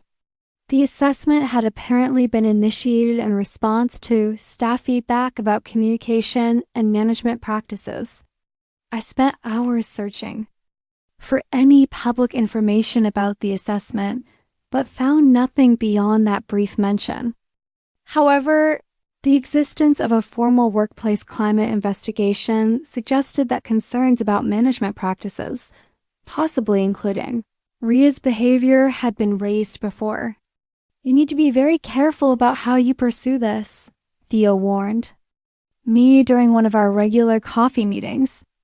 If Ria finds out you're investigating her, she's going to escalate her attacks on you, and she's going to start covering her tracks more carefully. She's already escalating, I pointed out. Last week, she questioned my emotional stability in front of the entire communications team. She's not exactly being subtle anymore. The incident Theo was referring to had occurred during a staff meeting where I disagreed with Ria's interpretation of some polling data about environmental policy priorities. My disagreement had been professional and well supported by the actual survey results, but Ria had responded by suggesting that I seemed unusually agitated and might want to take some time to center myself before we continued the discussion. The implication that my professional disagreement was evidence of emotional instability had been delivered with such apparent concern that objecting would have made me look defensive and potentially unhinged. You're right, Theo agreed. Which is why you need to move quickly.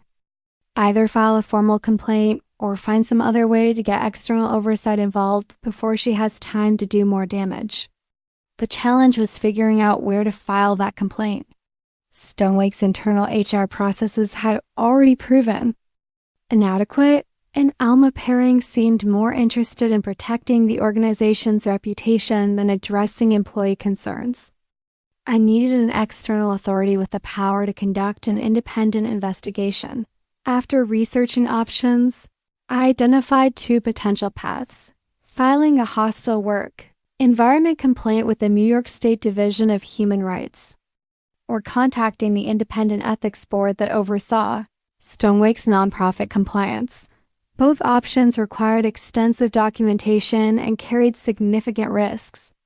If my complaint was dismissed or inadequately investigated, Ria would almost certainly retaliate in ways that could destroy my career. But doing nothing meant allowing her to continue victimizing other people while slowly destroying my own professional and psychological well-being. The decision crystallized during a particularly brutal interaction in late January. Ria had called me into her office to discuss what she described as ongoing concerns about your professional development. What followed was 45 minutes of sophisticated psychological manipulation disguised as mentorship. She began by expressing disappointment that I hadn't shown more improvement since our December performance review. Despite her investment in my growth, despite her efforts to provide clear feedback and guidance, I continued to demonstrate the same defensive patterns and strategic limitations that had been holding me back. I'm starting to wonder if this environment is the right fit for you, she said with apparent sadness. Sometimes people who are very bright can struggle in collaborative, feedback-intensive workplaces. There's no shame in recognizing that your strengths might be better suited to a different kind of organization. The suggestion that I should consider leaving was delivered with such apparent concern for my well-being that it felt almost caring. But the underlying message was clear: conform to her manipulation or face the consequences. I want to succeed here, I said carefully. If there are specific areas where I need to improve, I'm willing to work on them. That's exactly what I'm talking about, Ria replied, her tone sharpening slightly. This constant need for specific feedback, for detailed instructions, for hand-holding through every professional interaction. It suggests a lack of professional maturity that's concerning for someone at your level. The catch-22 was perfect. Asking for specific feedback was evidence of immaturity, but implementing vague suggestions incorrectly was evidence of incompetence. No matter what I did, Ria had constructed a framework that made me the problem. I understand, I said, though I understood only that I was trapped in an interaction designed to make me feel helpless and confused. I hope you do, Ria said, her voice returning to apparent sympathy, because I'd hate to see a promising young professional like yourself derailed by an inability to adapt to workplace expectations. The threat was subtle but unmistakable. Adapt to her manipulation or face career destruction. That night, I sat at my kitchen table with my laptop open to the New York State Division of Human Rights complaint form. The cursor blinked in the first field. Name of complainant. For months, I'd been hoping the situation would resolve itself, that Ria would move on to other targets, that I could somehow manage her behavior while protecting myself from the worst of her manipulation.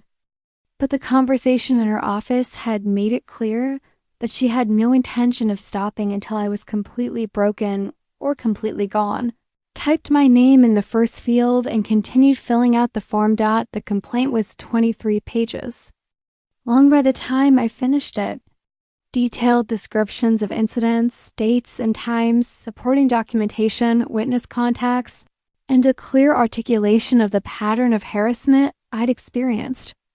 I attached 57 pieces of supporting evidence, including email screenshots, original work files, and statements from Nora and 2 other former employees who had agreed to share their experiences before submitting the complaint.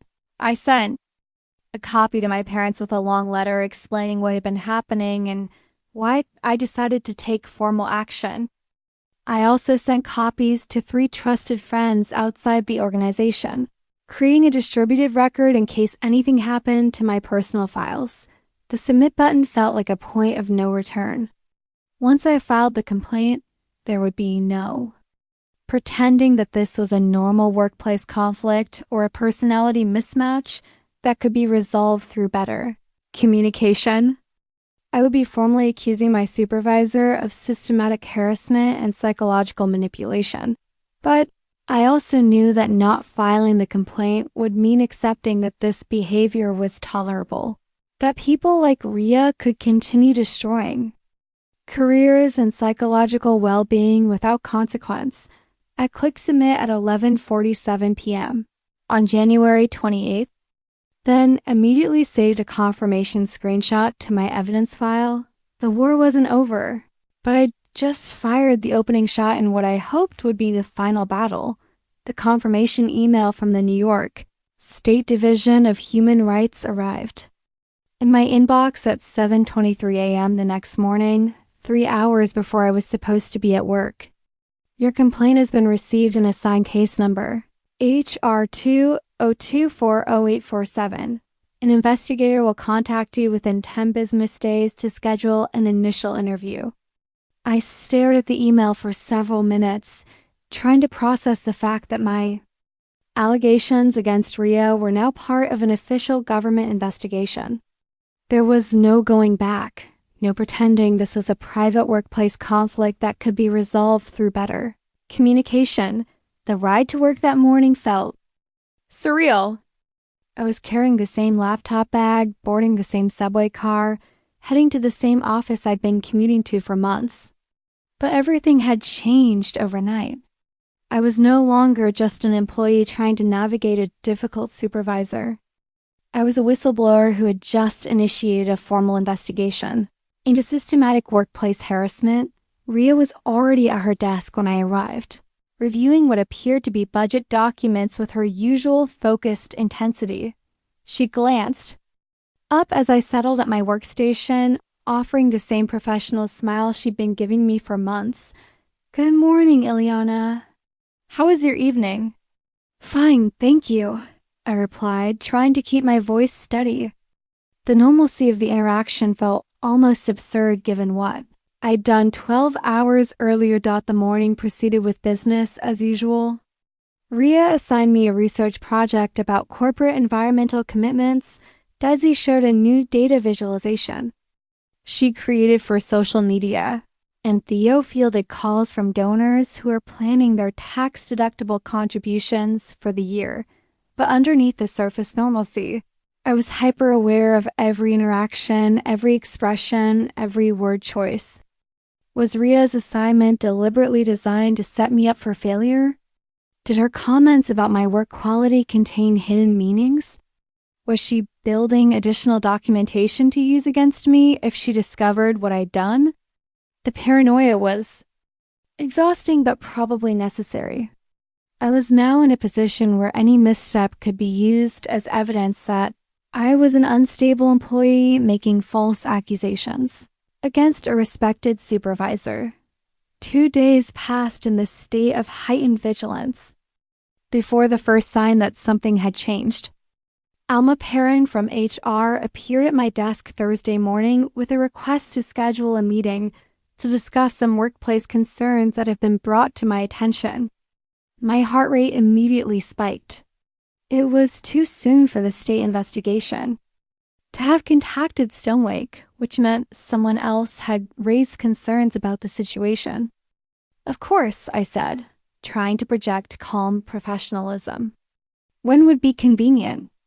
"This afternoon would be ideal," Alma replied, her tone carefully neutral.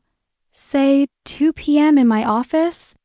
The meeting request felt ominous, but I had no choice except to agree. I spent the morning trying to focus on my assigned research while mentally rehearsing responses to questions I couldn't predict. Alma's office was located on the 2nd floor, in a section of the building I rarely visited. The space was decorated with the kind of inspirational quotes and stock photography that suggested someone who approached human resources as a series of best practices rather than actual human complexity. "Thank you for making time to meet with." Alma began, settling behind her desk with a folder that I immediately suspected contained documentation about my employment. "I wanted to check in with you about how things are going in the communications department." The phrasing was careful, designed to elicit information without revealing what had prompted the conversation. "Things are going well," I said, equally carefully. "I'm learning a lot and enjoying the work." "Good to hear," Alma replied, though her expression suggested she wasn't entirely convinced. "I've been hearing some concerning feedback about communication dynamics within the team, and I wanted to get your perspective on the situation." Communication dynamics. The euphemism was so vague it could mean anything from personality conflicts to systematic harassment. "Could you be more specific about what kinds of concerns?" I asked. Alma hesitated, then seemed to make a decision too. "Be more direct. There have been suggestions that you might be having difficulty adapting to the feedback culture here at Stonewake." some concerns about defensive responses to supervision, and challenges with collaborative work processes. The description was immediately recognizable as Ria's interpretation of our interactions, filtered through HR-appropriate language, but essentially unchanged. I was being positioned as someone who couldn't handle normal workplace feedback, whose complaints about supervision were evidence of personal rather than supervisory problems. "I'm not sure I understand what specific incidents you're referring to," I said, trying to buy time while figuring out how to respond without revealing that. I'd already filed an external complaint. "Nothing dramatic," Alma assured me. "Just a pattern of interactions that suggests there might be some misalignment between your expectations and the realities of working in a collaborative environment." Misalignment. Pattern of interactions. Collaborative environment. Each phrase was designed to make my experience sound like a personal failing rather than a response to systematic manipulation. "Has Ria expressed specific concerns about my performance?" I asked directly. "Ria is very committed to supporting the professional development of all her team members," Alma replied, which wasn't really an answer. "She's expressed some worry about your adjustment to the feedback process and wondered if there might be additional support we could provide to help you succeed here." Additional support. The phrase can mean anything from professional development resources to performance improvement plans to psychological counseling. All interventions that would further establish a record of me as a problematic employee who required extra management attention. "I appreciate the concern," I said carefully, "but I feel like I'm adapting well to the work environment. If there are specific areas where improvement is needed, I'd welcome clear feedback about how to address them."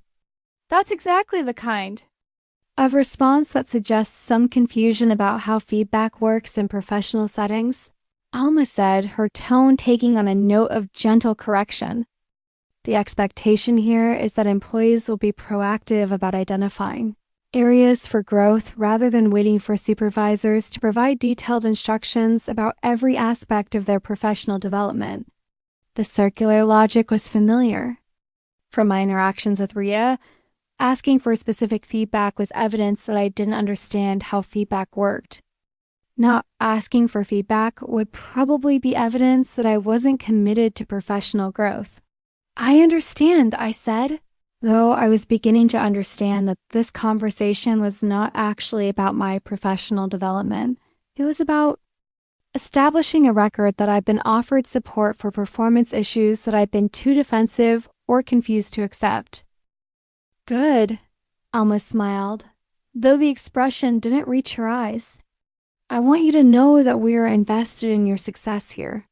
Sometimes it just takes time for people to find their footing in a new professional environment." The meeting concluded with expressions of mutual commitment to my professional growth and suggestions that I reflect on the feedback I'd received. I left Alma's office feeling like I'd just been given a formal warning disguised as a supportive conversation, but I also felt a strange sense of relief. The meeting had confirmed that Ria was actively working to establish a record of my supposed performance problems. She was building documentation that would make any complaints from me look like defensive reactions from someone who couldn't handle legitimate workplace feedback. The sophistication of the strategy was impressive and terrifying, but it was also evidence that corroborated my formal complaint. Ria's efforts to preemptively discredit me actually supported my allegations about her systematic approach to manipulation. That evening, I documented the HR meeting in detail and added it to my evidence file. I also started drafting an email to the state investigator, providing additional context about the escalating retaliation I was experiencing. The following Monday brought the breakthrough I'd been hoping for. Dr. Juno Caulfield from the State Division of Human Rights called to schedule my initial interview and mentioned that they'd already contacted Stonewake to notify them of the investigation. "Your complaint raised some significant concerns," Dr. Caulfield said during our phone conversation. We'll be conducting a thorough investigation that includes interviews with current and former employees, review of relevant documentation, and analysis of organizational policies and practices. How long do investigations usually take? I asked. It varies depending on the complexity of the case and the cooperation of the parties involved, Dr. Caulfield replied. But I can tell you that your documentation is unusually thorough, and we've already identified several former employees who may be able to provide corroborating testimony.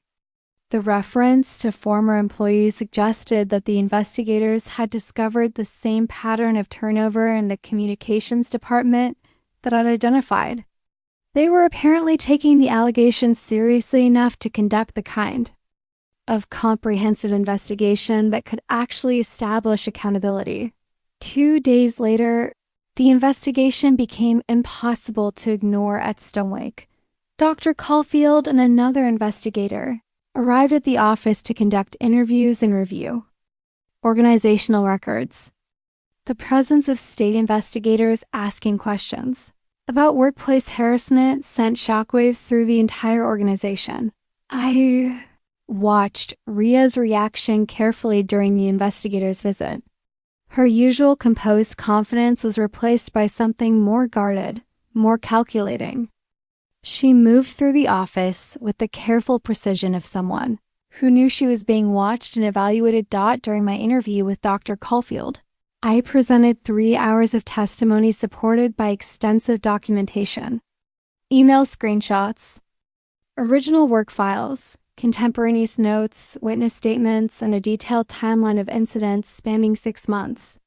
This is one of the most thorough complaints I've reviewed, Dr. Caulfield told me afterward. Your documentation provides a clear picture of systematic psychological manipulation designed to undermine your professional standing and emotional well-being. What happens next? I asked. We'll complete interviews with other relevant parties, review organizational records, and analyze the evidence to determine whether violations of workplace harassment law have occurred, she explained. If we find evidence of violations, we'll work with the organization to develop corrective actions and ensure accountability. The process would take several more weeks, but I already felt like a fundamental shift had occurred. The manipulation and isolation I'd experienced for months had been officially recognized as potentially illegal behavior that warranted state intervention. More importantly, the investigation had exposed Ria's behavior to external scrutiny that she couldn't control or manipulate.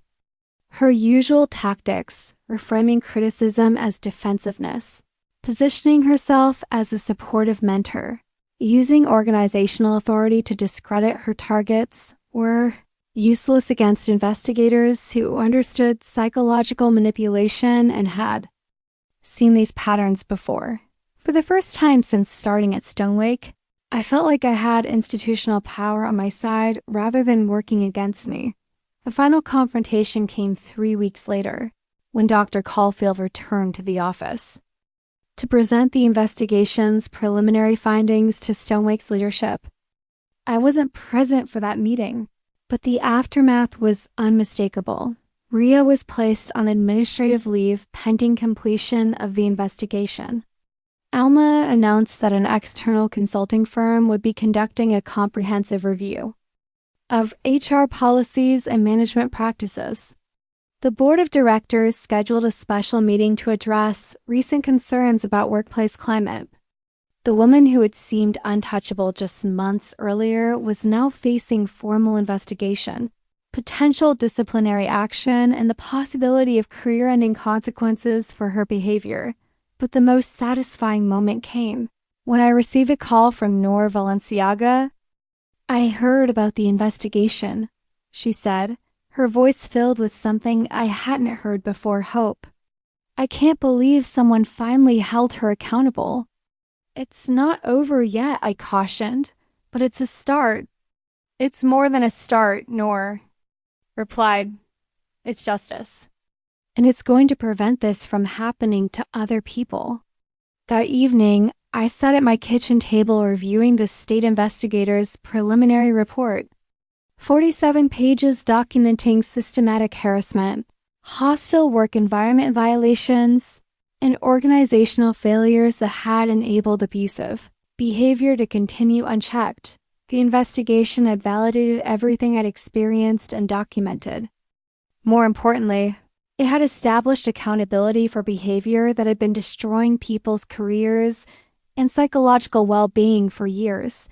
Ria's war against me had become her own undoing. The very tactics she'd used to isolate and manipulate. Her targets had provided the evidence necessary to expose her behavior and ensure she couldn't victimize anyone else. The nightmare was finally over. 6 months later, I was sitting in the same CAF where Theo had first told me about Noor, but everything else had changed.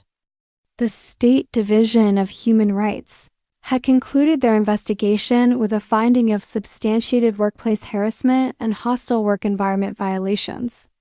Ria had been terminated, Elma had been reassigned, and Stone Lake had implemented comprehensive policy changes designed to prevent similar situations from occurring in the future. But the real victory wasn't institutional, it was personal. For the first time since starting at Stone Lake, I felt like myself again. The hypervigilance and self-doubt that had consumed me for months had gradually faded, replaced by a confidence that felt both familiar and completely new. "You look different," Desi observed as we waited for our drinks. She'd asked me to coffee to discuss the transition that had followed the investigation, but I suspected she was also checking on my emotional well-being. "I feel different," I admitted. "Like, I can trust my own perceptions again." The aftermath of the investigation had been both validating and overwhelming. 3 other former employees had come forward with similar experiences, confirming that Ria's behavior toward me was part of a systematic pattern that had been destroying careers for years. The organization had settled my complaint and agreed to implement training programs, policy changes, and oversight mechanisms designed to prevent future harassment. Most importantly, they'd asked me to stay. "We want to rebuild the communications department around values of transparency, collaboration, and genuine professional development," the interim executive director had explained during our conversation about my future with the organization. "Your experience and your commitment to accountability make you exactly the kind of leader we need." Leader, the word had felt foreign at first, given how systematically my leadership potential had been undermined. But as I gradually taken on more responsibility and started mentoring newer staff members, I discovered that surviving Ria's manipulation had actually made me a more effective and empathetic supervisor. "Have you heard anything about what happened to her?" Desi asked, referring to Ria with the careful neutrality we'd all adopted when discussing the investigation. "She's working as an independent consultant," I said. "Environmental communications for corporate clients. Apparently, she's positioning herself as someone who understands the nonprofit sector and can help companies navigate environmental messaging challenges." The irony was perfect in its cynicism. Ria had leveraged her reputation as a progressive environmental advocate to land clients who wanted to greenwash their environmental practices. She'd gone from manipulating people who cared about environmental justice to manipulating corporations that wanted to appear environmentally responsible without actually changing their behavior. "Do you think she'd do this to other people?" Desi asked. "Probably," I said honestly, "but hopefully her new targets will be corporate executives who are better positioned to protect themselves than young nonprofit employees who just want to save the world."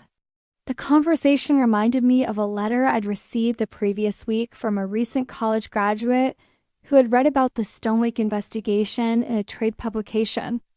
She was starting her first job at an environmental organization and had written to ask for advice about recognizing and responding to workplace manipulation. "Trust your instincts," I'd written back. "Document everything." Build relationships with colleagues who can provide perspective and support. And remember that asking for help isn't a sign of weakness, it's a sign of wisdom. The advice felt hard-earned but important.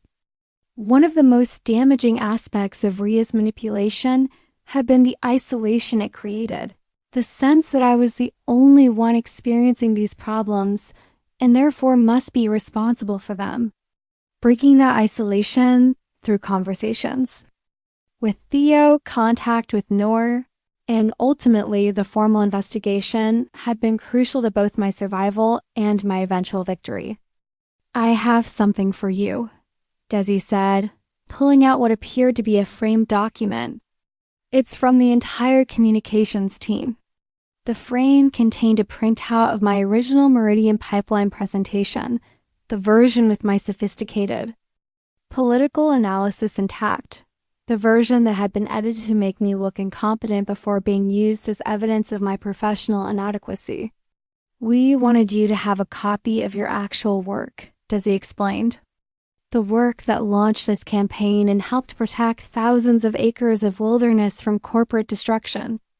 The presentation had indeed been successful, though I'd never received credit for it at the time. The political strategy I'd developed had been implemented by the organization, and the messaging framework I created had been adopted by a coalition of environmental groups working on pipeline resistance. "This means more to me than you know," I said, studying the slides that represented both my professional capabilities and the evidence that had helped expose Ria's manipulation. Later that afternoon, I was reviewing applications for a new communications assistant position, the role I'd once held, now being filled as part of the department's rebuilding process. The responsibility felt both significant and slightly surreal. I was now the person making hiring decisions, evaluating candidates' qualifications, and ultimately determining whose dreams of working for environmental justice would be realized.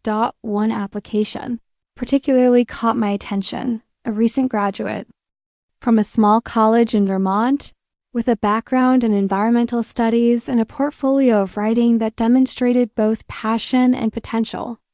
Her cover letter mentioned growing up in a rural community affected by industrial pollution and wanting to use communications work to amplify the voices of people whose concerns are usually ignored by decision makers.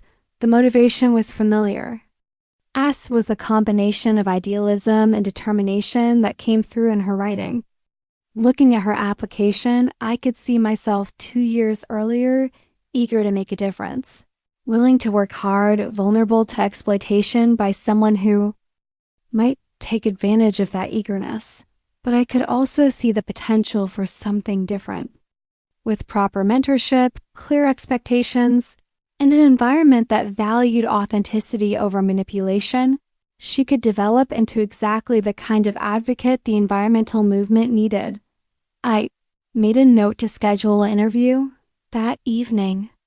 I found myself back at my kitchen table with my laptop open, but instead of documenting incidents of harassment or preparing legal complaints, I was working on something entirely different. A presentation about workplace psychological manipulation for a conference of nonprofit professionals. The presentation drew on my experience, but focused on systemic solutions rather than individual grievances. How organizations could create policies that protected vulnerable employees. How to recognize the warning signs of psychological manipulation before it escalated to harassment. How to investigate complaints in ways that didn't further victimize the people bringing concerns forward.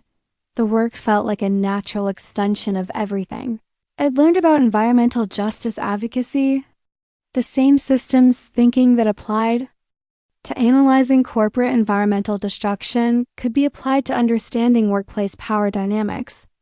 The same communication strategies that were effective for amplifying community voices could be used to support employees facing harassment. My phone rang as I was finishing the section on documentation strategies. The caller ID showed Noor's number. "I hope I'm not calling too late," she said when I answered. "I wanted to let you know that I heard about your presentation at the nonprofit conference next month." "How did you hear about that?" I asked, surprised. "The environmental legal community is smaller than you might think," she laughed. "But more importantly, I wanted to ask if you'd be interested in collaborating on something." She explained that she'd been working with a group of employment lawyers to develop training materials about workplace harassment in mission-driven organizations. They were particularly interested in addressing the unique vulnerabilities that existed when people's commitment to a cause made them more willing to tolerate exploitation. "Your experience and your perspective would be invaluable," she said, "especially your understanding of how to build evidence and navigate investigation processes." The invitation felt like a natural next step in work that had started as personal survival but had evolved into something much larger. The skills I'd developed documenting Ria's behavior, the knowledge I gained about harassment law and investigation procedures, the relationships I built with other survivors, all of it could be channeled into preventing similar situations from destroying other people's careers and psychological well-being. "I'd love to be involved," I said after we hung up. I sat looking out my kitchen window at the lights of Manhattan across the river. 2 years earlier, I'd made this same commute every day feeling like I was heading toward my professional destiny. The excitement and optimism of those early weeks at Stonewake felt like memories from someone else's life, but what I built from the wreckage of that experience was something more valuable than the career I'd originally imagined. I'd developed expertise in recognizing and responding to psychological manipulation. I'd learned how to document abuse and navigate complex institutional systems. I discovered that my commitment to justice extended beyond environmental issues to include workplace equity and employee protection.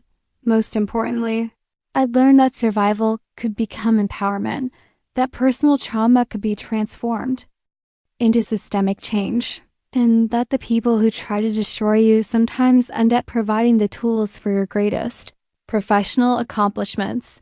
The yellow legal pad still sat in my nightstand drawer, filled with notes from the darkest period of my professional life.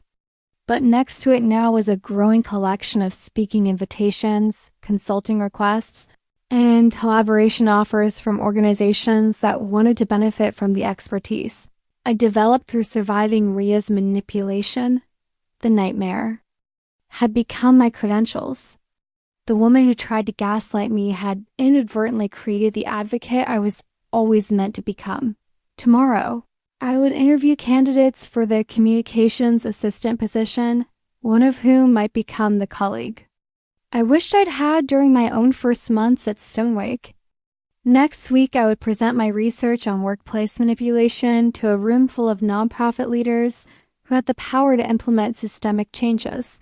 And next month, I would collaborate with Noor and other survivors to create resources that might prevent the next Ria from destroying the next idealistic young professional who just wanted to save the world.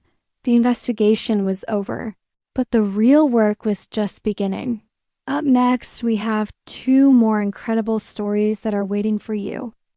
Just click the image you want to watch, and it will take you there. If you enjoyed this video, make sure to subscribe. It would mean a lot.